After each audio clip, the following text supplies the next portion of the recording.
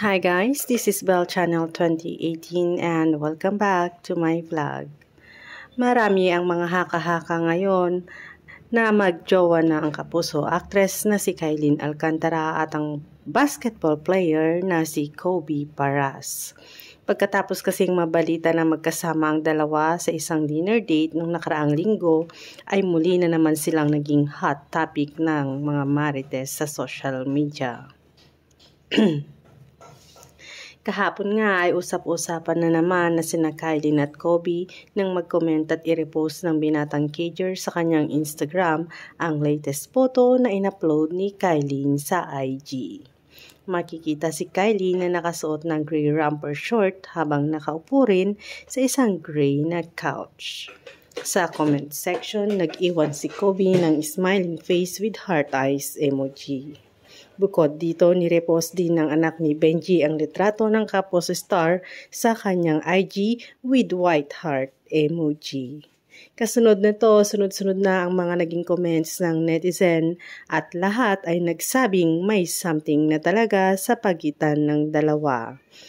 Ang mga nabasa ko ng mga comments sa kanilang IG ay, wala na, minayday na, may nagwagi na. Kinilig naman ng isa, oh my God, totoo ang chismis, hahaha. Iba din, soft lunch ka na ni Kobe. Confirm, tapos na ang pila. Sana all may pa soft lunch sa relasyon, sana nga sila na kasi bagay sila.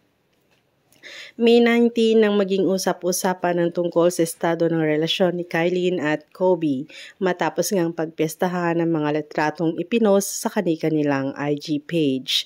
Yung kuha ng actress habang kumakain sa isang restaurant sa Makati, makikita sa isang photo ang mga chef sa nasabing establishment, smiling face with hearts at ang tanging naging caption ni Kylie. Halos ganito rin ang interior ng restaurant na pinost ni Kobe sa IG ng araw ding iyon kung saan makikitang nakatayo ang chef sa kitchen area habang may dalawang wine glass at flowers sa table.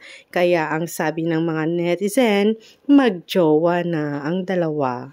At in fairness, bagay sila. Huling nakarelasyon ni Kylie ay si Mavi Legaspi habang ang last na jowa naman ni Kobe ay si Erica Ray na anak ni Ina Raymundo. Thanks guys for watching and God bless everyone.